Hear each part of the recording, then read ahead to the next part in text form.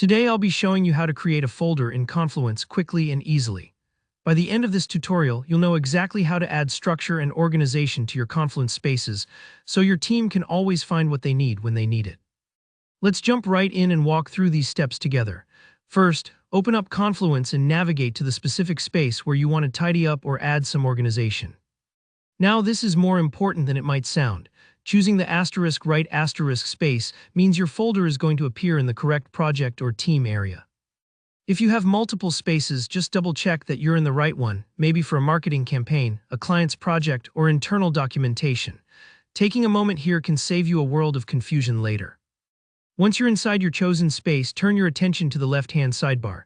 That's where you'll find the content section. Sometimes, especially if you've worked in Confluence for a while, there's already a long list of pages and possibly folders there.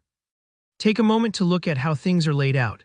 This matters because folders can help group related pages together. Think of them like labeled dividers in a binder, keeping similar topics neat and searchable.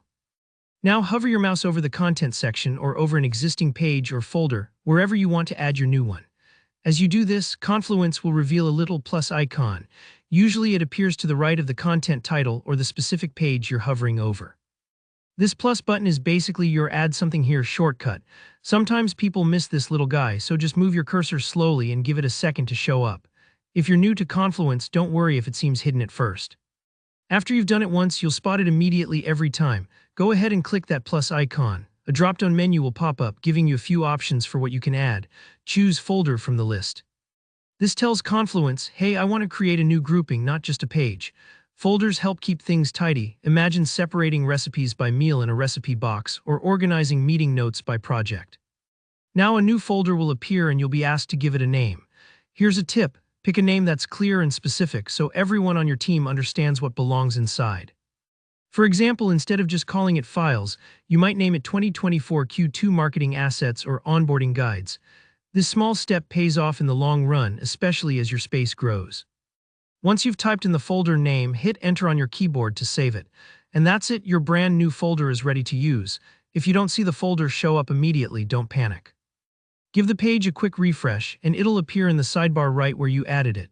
So that's how simple it is to create a folder in Confluence, but this small action can make a big difference in how your workspace feels. You'll spend less time searching and more time actually working. If you found this tutorial helpful, go ahead and hit that like button. If you have any questions or if you get stuck at any point, just drop a comment below. I'm always happy to help. And don't forget to subscribe to the channel for more quick, practical how-tos just like this. Thanks for watching, and I'll see you in the next video.